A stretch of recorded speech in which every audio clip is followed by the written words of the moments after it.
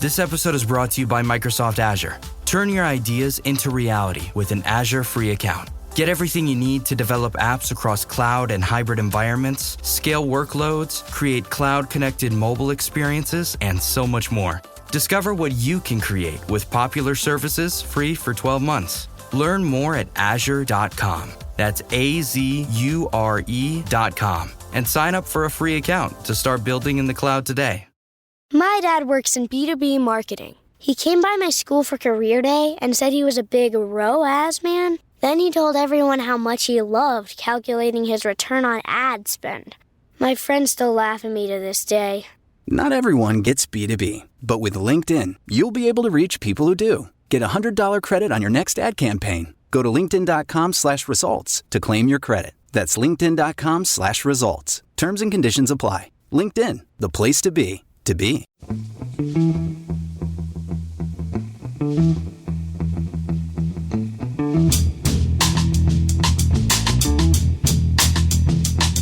Hello and welcome to The Price of Football, the show that looks at the money behind the beautiful game with me, Kevin Day, and Liverpool University's Kieran Maguire. Kieran, it's, what can I say? Thank God for the Carabao Cup.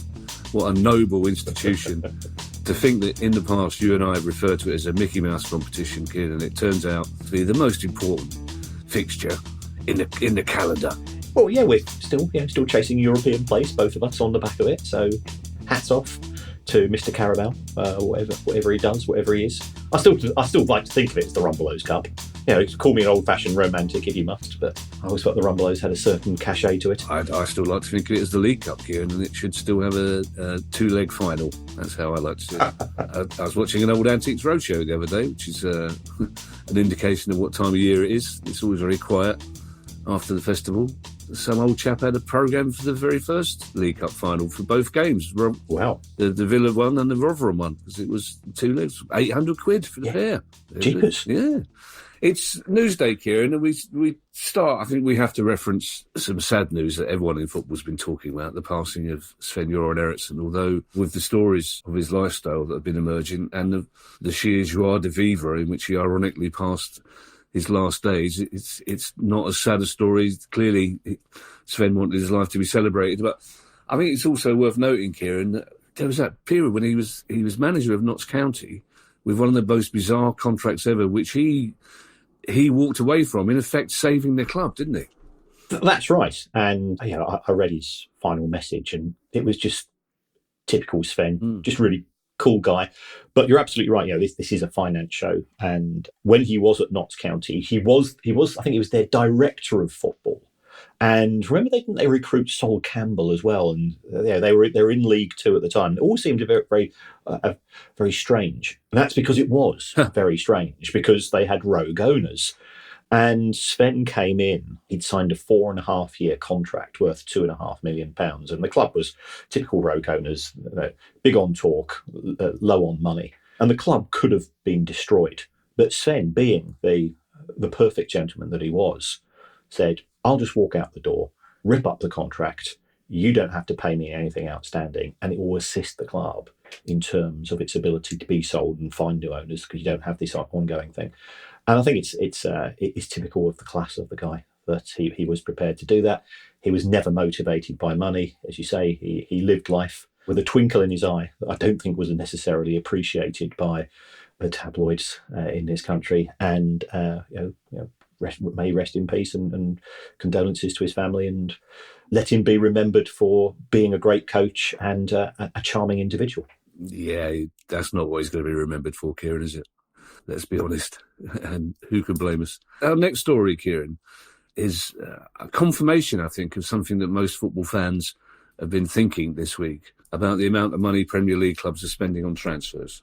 Yes, it is down. It's certainly down compared to last season. So I've got a spreadsheet in front of me at present, which shows that the total spending in the current window, £1.9 billion. So that's still going to be third or fourth highest in the history of football. Remember, we've still got the January window to come, and we still have 3 or 4 days of this window. And I think Manchester United about to make another signing today. There's talk about Chelsea potentially signing even Tony and so on. So it's a weird one. I think what you might call the middle ranking signings have been very significant. There's been more and more £20 million plus signings in sort of the recent week or two, even for players that you go, well, that's a lot of money for him. And that's not, that's not being detrimental to the player. But I think the ability to get talented individuals is challenging. There are certainly clubs who have no money, either through PSR effectively being a handbrake on what they can spend, or alternatively issues to do with the owners. And we have to go back to Everton with regards to that. And that has stopped those clubs from spending the amounts that people would expect. But it's not been the end of the world is nigh, as we're getting from some quarters. There are plenty of clubs that have spent more than £100 million. I think we've just become so used to blockbuster numbers. Last year was very much helped by the emergence of the Saudi Pro League, which effectively primed the pump as far as Premier League clubs are concerned. You think about Manchester City selling Mahrez and Laporte, Firmino and Jordan Henderson both left Liverpool. And whilst they didn't necessarily leave on big fees, the fees were sizable, it freed up wages on the roster to allow those clubs to reinvest. Manchester City have spent hardly nothing this season. Liverpool are in exactly the same position, whereas last year that they were selling players and then bringing them back in, although, of course, City have made some sales. So it's not spectacularly down. It's marginally down. We have become addicted to the transfer market. And also, I think the belief that bigger is better. And many fans do live their lives vicariously in the transfer gossip columns.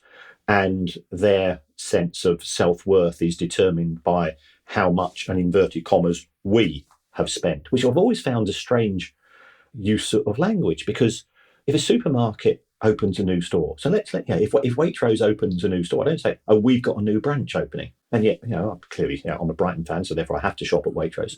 But the relationship between a fan and a club is an intriguing one. Yeah, first of all, Kieran, you don't have to say I've got a spreadsheet open in front of me, Kieran. We just take that as read. That's fine. Even when we occasionally meet on social matters, I just take it as read that the reason you're glancing under the table in the restaurant is because you got a spreadsheet open under there. I'm really interested to hear that it's as high as 1.9 billion, because I'd kind of bought into the notion that it was one of the quietest windows ever. And it's noticeable, Kieran, we did mention this on our last pod, the questions pod 2 days ago, that it does seem, at least to an amateur like me, that a lot of the transfers are less to do with clubs strengthening their squads and more to do with desperately scrambling to comply with PSR. There seems to be a lot of players who weren't expecting to be moved are being moved for reasons other than football. Yes, that was certainly the case in what has been, I think, a surprise to many people, the mini transfer window, which expires on the 30th of June for PSR compliance. Then they went into a bit of a lull, and now the market has picked up again. There are 1 or 2 clubs that can't spend money, as we've discussed. And if you've got 17 clubs able to spend in the Premier League as opposed to 20, that is going to have a knock-on effect. And clubs will be cautious as a result. I would not be surprised if there is, and we have to use the official word, a flurry of deals. That's the only time. It's either snows or it's to do with transfers. There's going to be a flurry of deals, and there could be some more of these non-swap deals, which we had at the 30th of June. There's been talk with regards to Raheem Sterling and Jadon Sancho moving in opposite directions, but it's not a swap, because as we've discussed on more than one occasion in the past, it's possible to manipulate swap prices, and we don't want any of those types of accusations being made at clubs as high profile as these. So just wait and see. By Friday night, I think there will be a steady trickle and a couple of £100 million more spent, and then we go through the £2 billion barrier. We have become inoculated to the level of spending whereby if your club only spends £50 million, it's seen as being a quiet market. And it should be quality over quantity when it comes to signing players. It's interesting, my views on Sky Sport, on transfer window shenanigans. But it's been interesting, stroke hilarious watching them this week. They're just totally baffled. Liverpool haven't spent any money. They can't get used to this idea. They've got a new manager. They haven't spent any money. You think, well, they've got a really good team, obviously, and a really good squad. I saw them against Brentford. They were magnificent. Really? Yeah. So surely you only spend to improve. Well, try improving that starting 11. Well, exactly so. Or, maybe Liverpool are a rare example of a club that haven't found the right player at the right money yet. But it's just the bafflement, especially on that programme that fascinates me the most, one that's on at 11:30, tomorrow's headlines today, when you've got two journalists in what appears to be a hostage situation being held in their own houses looking, especially Miguel Delaney. He looks like he's about to hold up a newspaper with today's date on and a message saying, please come and get me out. Last note on this, Kieran, Chelsea linked with Ivan Toney. A Palace supporting friend of mine yesterday, Mark, sent on a WhatsApp group, sent a screen grab of 8 separate tweets from journalists yesterday linking Palace with 8 separate players, 7 of which you think are not going to happen. But Ivan Toney to Chelsea is today's big news. Potentially, we're recording this on a Wednesday. But again, Chelsea have been telling us, Chelsea's manager's been telling us all week that Chelsea can't buy anybody until they sell 12 players, because he says that's the Premier League of making me do that. So there will be a lot of people listening to this going, well, how on earth can Ivan Toney be signing for Chelsea when Chelsea have got so many players on the books already? Yeah, the Chelsea wage bill story, I think, is an intriguing one. Chelsea have been briefing client journalists saying, we've got all these players coming in on really low wages. They're only coming in on an average of 60 grand a week. That is utter nonsense. If they've signed Caicedo for £115 million 12 months ago, I can assure you he didn't come in on 60 grand. Yeah. Effectively. Yeah. And remember, he'd also, or rather Brighton and Liverpool, had agreed a deal to sell Caicedo. And I know what Liverpool's wage budget is, and that's far more than 60 grand a week. Brighton play most of their players 60 grand a week or close to it.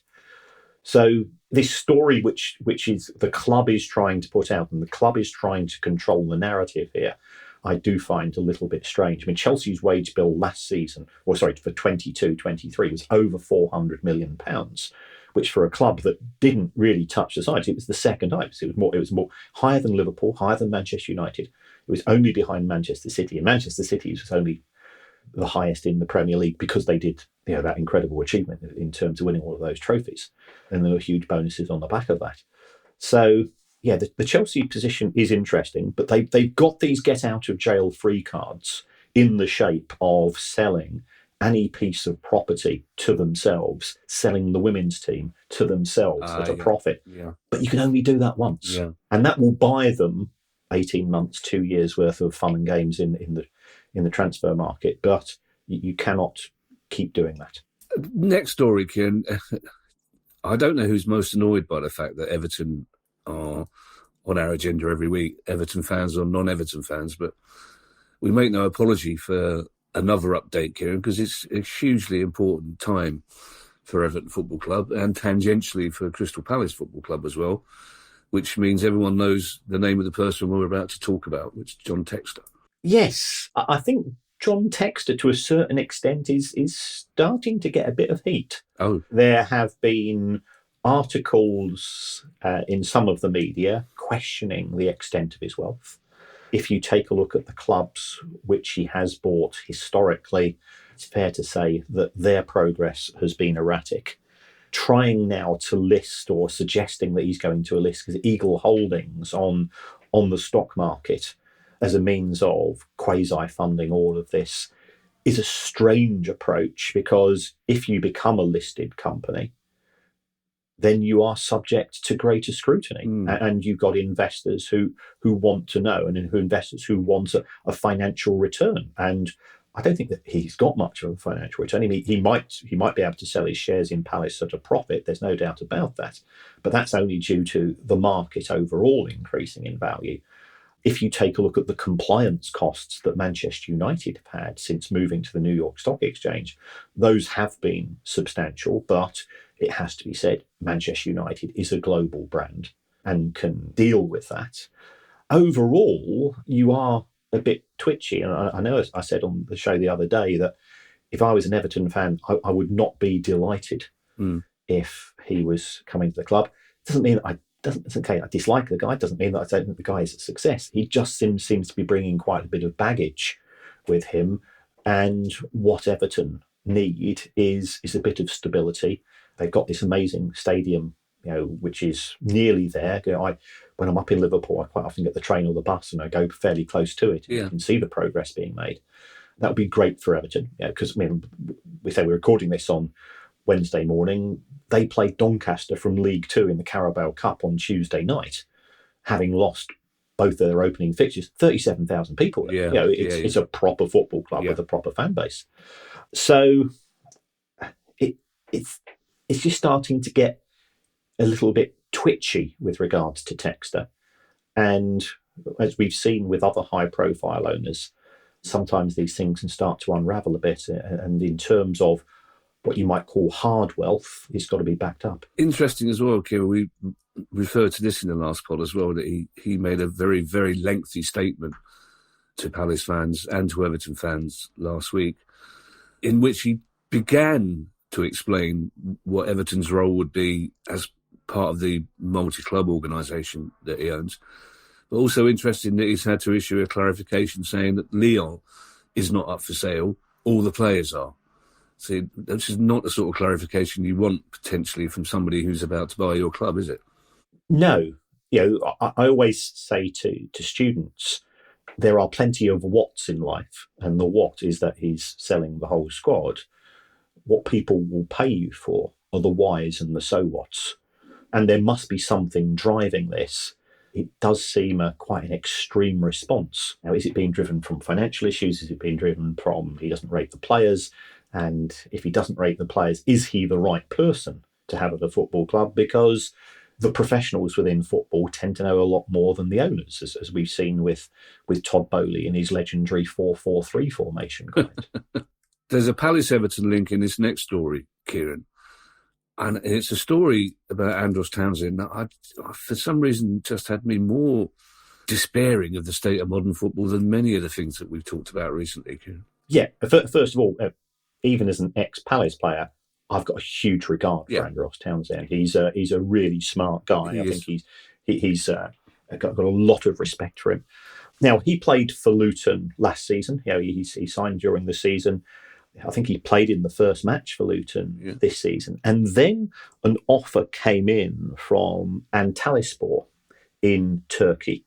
And it was one of those, we want to buy you, but you've got 24 hours to sign for us or the deal's off, because we fear that we might be getting a knock on the door from FIFA. Yeah.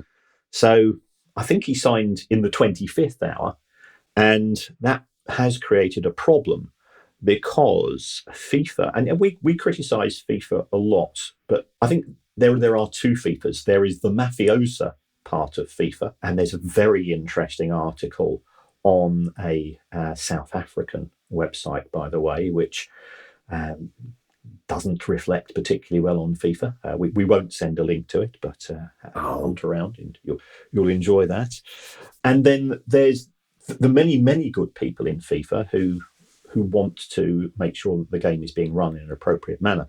And one of the things that FIFA can do is it can impose a transfer ban for unpaid fees. So if you're a club in Turkey and you bought a player from Bulgaria or Romania or the Premier League or wherever it's going to be, and you fail to pay the instalments on the due dates, then the complainant club can put in a response to, or put in a word with FIFA, and FIFA will act on your behalf. And Antalyaspor have not paid the outstanding fees. They've said it will be sorted tomorrow on a number of occasions. And again, we know people whose approach to life is a bit like that. So Antalyaspor now have a 3-window ban.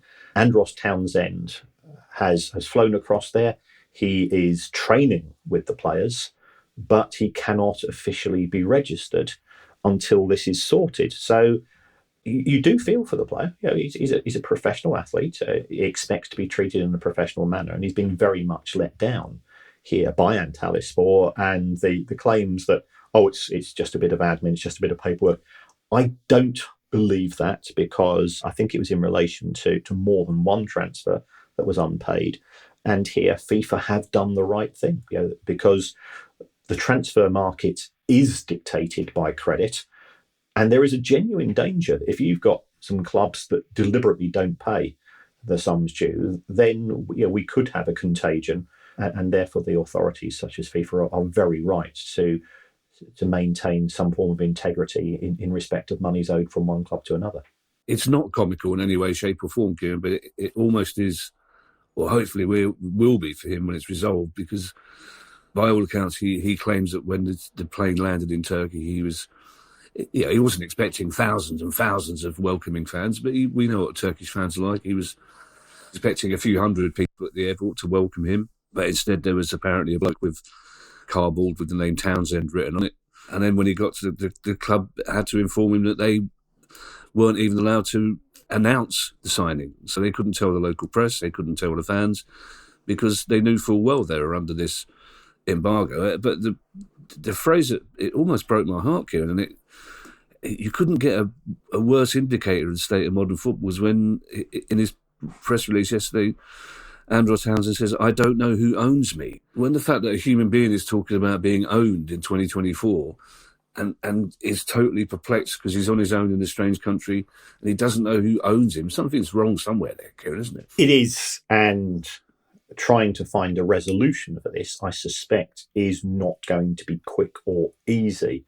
Who's paying for his hotel bill? If he cannot register, does that mean he is not yet being received his own signing on fee, or his what about his wages this month, and so on? So a lot of outstanding complications, and fair play to FIFA for trying to keep an eye on things, but the law of unintended consequences hits again, and here Andros Townsend is an unwitting recipient of imposition of the rules.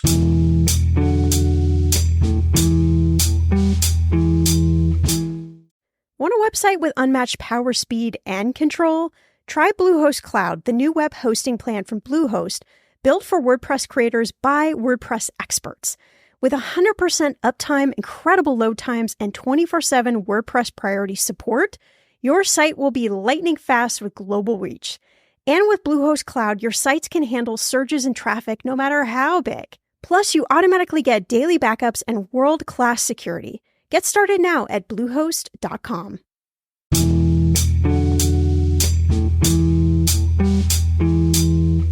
This next story, Kieran, in normal weeks would have been probably our headline story.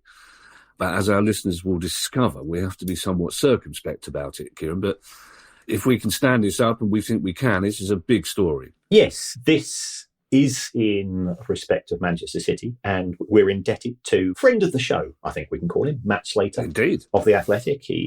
Matt was an absolutely brilliant guest when we did our live show in Manchester last year, and he's a proper old-school investigative journalist. Liverpool, Kieran, did it in Liverpool. Oh, right. Bearing in mind where you live and work, Kieran, Yes. I think we should probably point out that we did it in Liverpool. We did it in Liverpool. Not only did we do it in Liverpool, we did it next to your office in Liverpool University. Yes, we did. Yes. Yes, that's absolutely true. So one of the outstanding issues in relation to Manchester City versus the Premier League and the charges is this is going on somebody's clock. This is going to be costing a pretty penny. Now, the Premier League said that its legal costs last year were somewhere in the region of £30 million. Now, that will have included Everton, that will have included Forest, that will have included some other sort of ongoing legal issues. But I think it's fair to say a substantial amount of that also is in the case of Manchester City case. And then people started to speculate, what about City themselves? They must be clocking up some pretty big numbers. So Matt's done a bit of ferreting, which is the proper sleuthing of a journalist, and he's got a contact who we will call the secret citizen, somebody connected to Manchester City, or as my mum still insists on saying, I speak to my mum, she's still convinced that I live in Manchester. And she refers to the fact, but Kieran, you've got 2 Manchurian children. Okay, no, they're not Manchurian, Mum. They're not Manchurian. They're Mancunian. God bless my mum. And I know when we turned up at the village in which she lives, and she'd been telling all the neighbours, "Oh yeah, my son's got 2 Manchurian kids," and these 2 surly, pasty-faced white kids, sort of with baggy trousers, roll up. People go, "What?"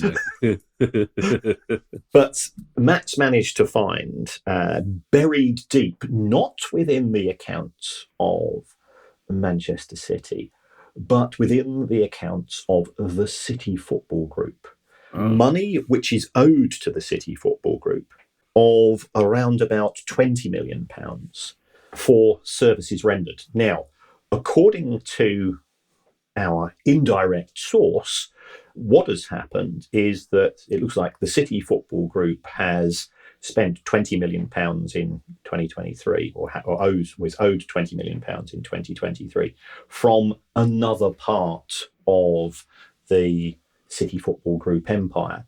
And by all accounts, this is in relation to legal fees. Now, the club hasn't confirmed this. We cannot stand it up directly ourselves, but it is an intriguing issue. It does explain why there's been no indication of an exceptional legal cost in City's accounts themselves. And if this is for 2023, heaven knows how much the cost has been over the course of the last 12 months on top of that. So it does show that it's costing City an awful lot of money, or the City Football Group. How that will itself be dealt with for PSR purposes. And I think City can legitimately state that we wouldn't have incurred these costs had it not been for the Premier League charging us. So it shouldn't therefore be part of our day-to-day running costs which go into PSR. But this overall 115 charges issue, by the time it's run, I don't think we're going to get much change out of £100 million in terms of the cost to both parties. That's going to play into a lot of conspiracy theories, Kieran, isn't it? If City offset the legal costs against PSR. I presume the difficulty is, though, Kieran, that when it comes to accounts and when it comes to people like you and Matt Slater trying to isolate what the legal costs are, it won't be saying legal costs in the accounts, will it? It will be hidden away under a different category, I presume, miscellaneous or whatever. But it's not going to actually say, this is how much money we've spent on legal issues in the past 3 seasons, is it? That's right. Yeah, had it not been for our snitch, I think is the technical phrase, I'd seen the number and I just read it, and there's no way that you could link directly to the nature of these costs. So again, we've got to say this could be incorrect. Knowing Nat as the professional journalist that he is, I presume he would have contacted the club for clarification, and if he didn't receive clarification, then fair enough. But there's a lot of talk about agents' fees represents money going out of the industry. Well, this is further indication that accounting, legal costs, banking costs, and so on, football has become a big business, and then the vultures start flying in and pecking off bits left, right, and centre. It's very interesting how social media works, Kieran. It's about 3 weeks ago now, a journalist posted a very long thread arguing that Man City will inevitably drop or accept their guilt in this case, or because it's embarrassing for the sovereign state that doesn't own them, depending on how you define the relationship between the country and the club. And for a day, everyone, even Sky and TalkSport, were saying, "Oh yeah, we think Man City will probably just accept this, and if there's relegation," and it's nonsense. I mean, as we know, they've already spent an awful lot of money in 2.5, 3 years avoiding these charges and defending themselves against these charges. They're not going to suddenly put that money, I know they can afford to, but they're not going to put that money to one side and say, "Oh, actually, we've changed our mind, we're going to hold our hands up," are they? Absolutely.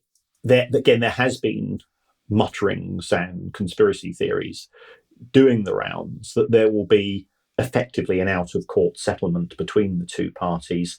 Manchester City get a nominal points deduction and a big fine, and then everybody moves on. But I think the Premier League's reputation would suffer horrendously as a result. there would be huge ramifications coming from other club owners. Of course. Because if they feel that Manchester City have not been given an appropriate tariff, then they will say, well, we missed out on the Champions League, had it been applied. So I just don't think from a public relations point of view, and it has to be stressed, we don't know what the answer is going to be. We've got no idea whether Manchester City will be proved to be innocent or guilty of these charges, or even somewhere in between, because there's a lot of charges to defend. Yeah. But I can't see a fudge settlement being made, because in the eyes of public opinion, that would be a complete cop-out. Yeah, Kieran, we can't say we've got no idea. We have to be like Sky and Talk Sport. You can't indicate that we don't know 100% the truth, because that's how these things work, which is why, normally I'm not at home to mutterings and conspiracy theories, except we're football fans, and 90% of our daily existence is mutterings and conspiracy theories, especially this time of the fucking year with the transfer window. German football, Kieran, our fans look on with some admiration at the way their fans conduct themselves. And we've seen, again, the fans of one particular club in Germany making their displeasure known at a sponsorship deal. Yes, so this is Borussia Dortmund. They are now being sponsored by Rheinmetall, which is an armaments company. And Borussia Dortmund say, hold on, this is football. We don't want to become a billboard for selling tanks. So there has been a lot of protest. I think we're both huge fans of German football fan culture and the organisation. And when we had a guest on from Germany, early this year, he was very much sort of explaining sort of the close links and the very militant approach which is taken by fan groups, because they feel that the club represents them. That's partly due to the reason why there were no German clubs associated with Super League. Yeah. Simply because the clubs knew that the reaction from fans would be so hostile, whereas the owners of the 6 clubs in England are so detached from the fan base. They would think that a smart-ass website and a few glib lines from Joel Glazer and Daniel Levy would placate the fans, having completely distanced themselves from the fan base. So fair play to the Dortmund fans. They created a dummy tank, which they parked outside the ground. They had loads of banners expressing their dissent. They had masks with the chief executive of Rheinmetall, his face on it, and showing red cards. And it was very coordinated, very organised. And it does, I think, bring into play a broader issue, is ultimately what is an acceptable industry with which a football club should be sponsored. We've spoken at length with issues to do with the gambling industry, with the crypto industry. Now we're looking at armaments. But what happens if Manchester United was sponsored by Chevrolet? Well, from an environmental point of view, cars aren't a great thing. What about financial services? Well, financial services industry destroyed the world economy in 2007 out of greed. So trying to find somebody who ticks all the boxes, I think is impossible. But at the same time, as a fan of football, and German football in particular, I love the way that they've responded.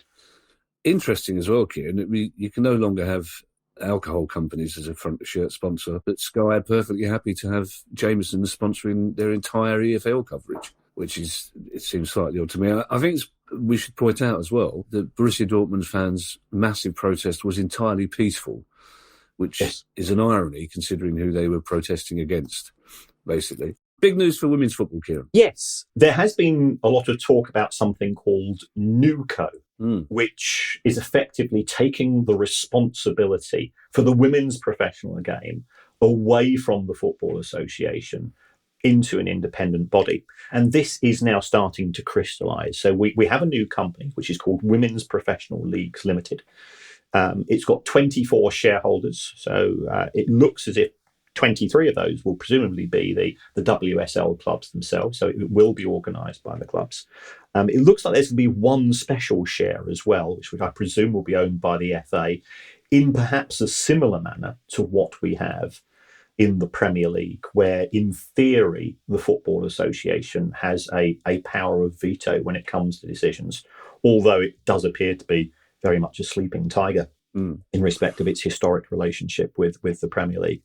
So it will be interesting to see sort of the constitution of the WSL going forwards and the Championship, how the money is going to be distributed.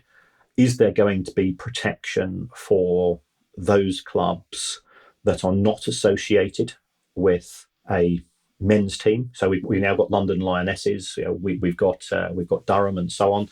Or has that ship sailed and so on? So I think that is going to be interesting. I've been in talk with. We're trying to get somebody from the Women's Super League to come on and to give us sort of a broader indication. I think it has to be communicated. My concern with the women's game is the first thing that people do is that they try to compare it to the Premier League, and that is a huge mistake. It's the Premier League has got first mover advantage as being a breakaway product. It is already a global product and so on. But there is certainly growth potential if things are done right. And also some of the mistakes which have been made in the men's game don't have to be replicated in the women's game as a growing up process. Would this have implications perhaps on prize money, etc.? It will form part of how the money is distributed. I think currently we do have a 75-25 split, which I'm sure will be giving wry smiles at EFL Towers between the WSL and the Championship. What about the feeder leagues into the Championship? How is that done going forwards? How are you going to attract investment? What are going to be the expansion plans and so on? Because all of the focus is on the men's game in this country, even to the detriment of lower league men's football, the Premier League.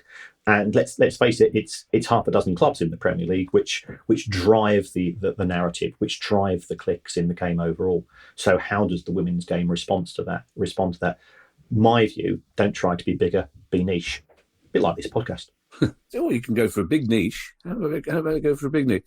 We talk quite a lot about Lewes on this show, Kieran, partly about their spring onion policy, but also we've spoken at length about how good it is that they were the first club, we believe, in the world to pay the men and the women the same amount of money in terms of wages. But I read a very interesting take on that recently, saying, well, it's all very well, but the Lewes women's team are far more successful and high profile than the men's team are. So the fact is that the Lewes women should be getting more money than the men, and we shouldn't be celebrating the fact that they're getting the same. I think that's an interesting viewpoint, and you could also argue that that's a similar approach to the US national women's team compared to the men's team. The US women's team on a global basis has been incredibly successful, and the men's team far more modestly. So I think that is a fair view. I think it's sort of being done to try to communicate the brand of Lewes, and if you take a look at the nature of their sponsors, they've got some pretty big national sponsors who buy into the ethos. They buy into the fact that Lewes is the hipsters club. Yeah. And this is just one way of demonstrating that. I mean, coming from you, Kieran, the ultimate accounting hipster, to refer to the hipster club, they must be a hipster club. All my friends who are Dulwich Hamlet fans, they'll be bristling, Kieran, because they're desperate to get that hipster.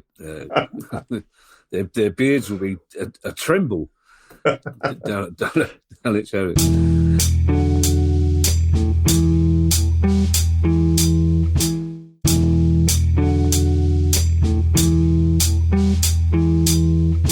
This time of year, I miss Scotland, Kieran, so it's always good to mention a Scottish team. And we've had a clarification for Partick Thistle fans this week from their board. Yes, we often talk about communication between board and fans. And we've championed Andy Holt as somebody that will go into the clubhouse after a match and we'll talk to the fans. And if they're having a moan, he says, well, this is why I'm doing it. And this is and communication is a great way of getting rid of conspiracy theories and nonsense. So we have been critical of Partick Thistle historically on one or two occasions, but here they have been proactive. The club lost 350 grand in 2023, and it would have been far higher had it not been for the fact that they had a cup match against Rangers. Those losses have been more than halved, but the club is still losing money. It lost 170 grand. in 23-24. It's in the Championship, and it's saying, we want to get promoted back to the Scottish Premiership. We clearly had Neil on the other week talking about sort of the step ups and step downs. Why do they want to get promoted? And then they're perfectly candid. I think this is it's good to see clubs being open and honest. If we're in the Premiership, we've got 2 home fixtures against Rangers and Celtic. Yeah. And that can make a difference between breaking even and not breaking even. They did have some new investors who came in last October who put in £500,000, but that money has effectively now gone. Some of it's been invested in infrastructure, some in the women's teams. They're trying to restart the academy and so on. And they're now effectively saying, we need another £500,000 for this season to go through a similar activity. I think it's the fact that they are talking to the fans and they're being open with the fans, saying, can any of you help? And it's very easy for us as fans to say to the owners, you're rich, get out your checkbook. But that doesn't apply to every single club. We had Pat Nevin on here some time ago talking about Motherwell, when Motherwell became a fan-owned club. And that means that things such as budgets become more complicated. So the club has been upfront and what I believe is reasonably open and honest. I would have preferred it if they published the accounts as well, because that would have allowed me to get my elbows dirty and get in amongst the weeds, because I'm always slightly reserved when you get a press release, because it's the things that they don't say which intrigue me as much as the things that they don't say. But step in the right direction, and I wish more clubs would be more open and upfront with fans. It's an indication, Kieran, of how much you delve, that you're prepared to get your elbows dirty. I don't think there are any other football finance experts that are prepared to go to those lengths. They might get it. I'll get my fingers dirty. I'm not going to get my elbows dirty. But anyway, talking of accounts, Kieran, we end with, I feel I should be announcing this. There should be a drum roll, and there should be trumpets, and there should be a bored-looking Jimmy Carr opening the envelope to decide the winner, wondering whether his cab's ready or not, and whether he's done enough to justify his massive cheque for presenting the awards. But the award, Kieran, here we go. The award, Price of Football Award, for the first club to publish their 23-24 accounts goes to Chelmsford City of the National League South. Yeah. First of all, congratulations to them. Chelmsford City was the very first team that I used to watch. I went there in, I think it was 1969. And those were the genuine days when you would have an upturned milk crate and you'd stand on that. They were in the old Southern League at the time, and that's where I grew to dislike Hereford United a bit, because Hereford would always pip Chelmsford for the Southern League trophy. So that's the good news. It does show that clubs can get this information out relatively quickly. Also, hats off to Exeter City, who have also published their accounts. I've not yet had a chance to look at them, but I will be doing that fairly soon. That's when sort of the good news ends a bit. Looking at the accounts, Chelmsford City were technically insolvent. They lost £387,000 in a year. And this is for a club in the 6th tier. Finding that's £1,000 a day you've got to find. It's a lot of money. Yeah. For something in the 6th tier of English football. But they do have now a new owner who has come in the last few weeks. And I think he's prepared to put money in. They've had a poor start to the season, not won a match in their first 5. And people say, well, does it really matter? Well, okay, Chelmsford City employs 24 people. That means it's providing for 24 families.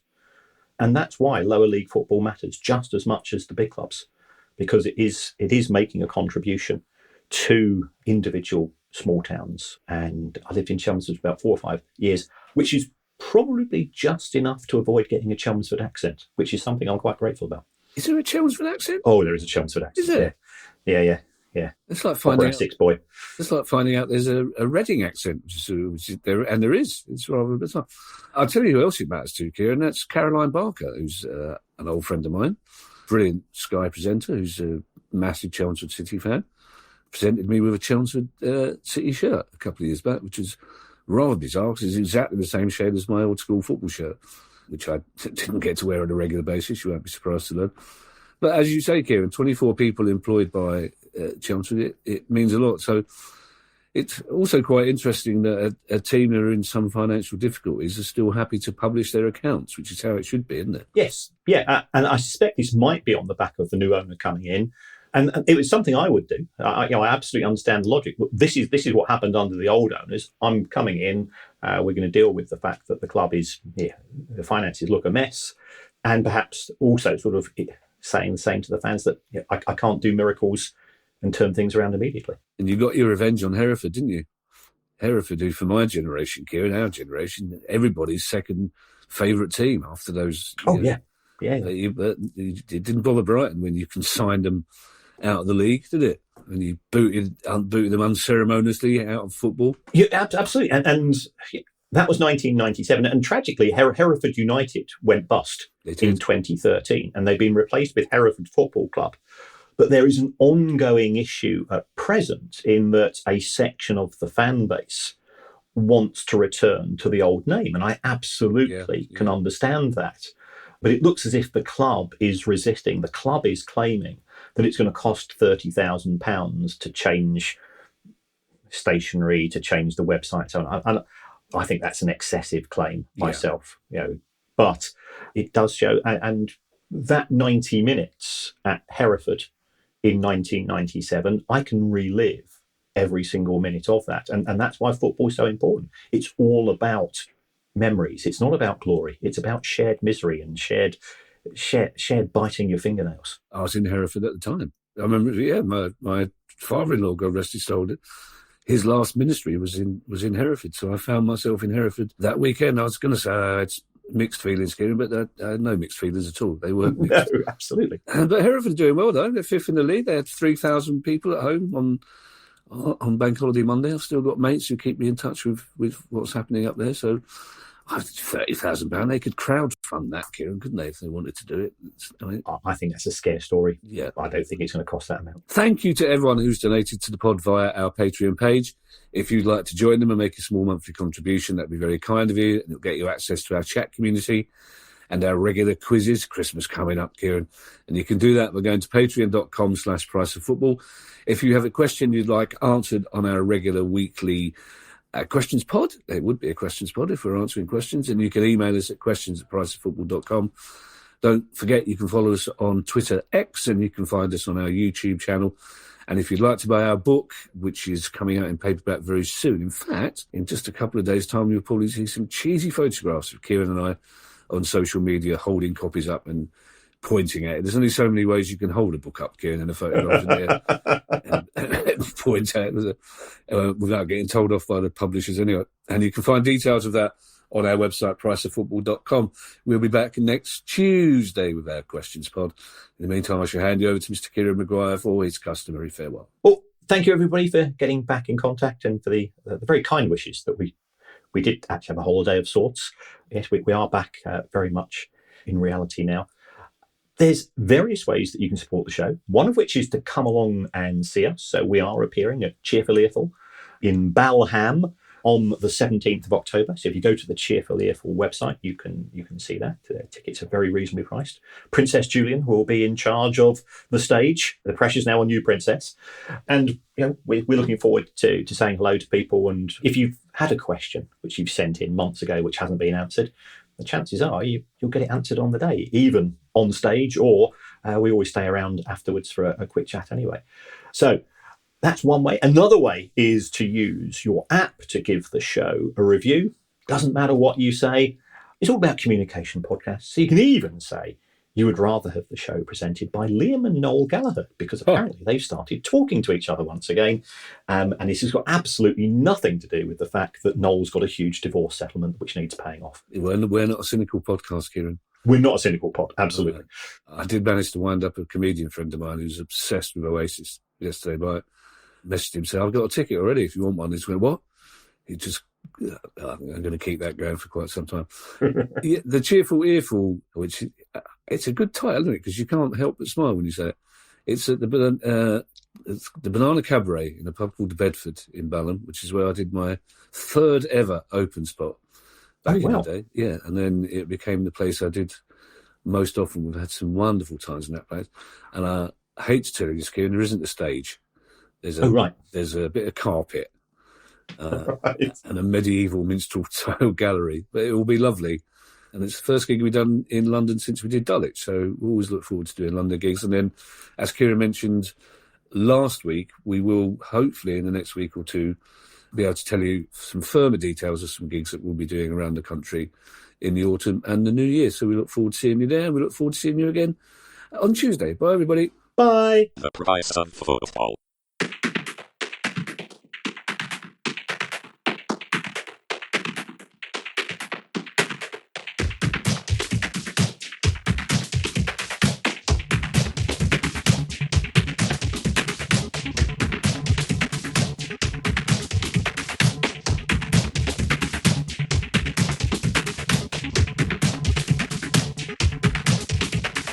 The price of football.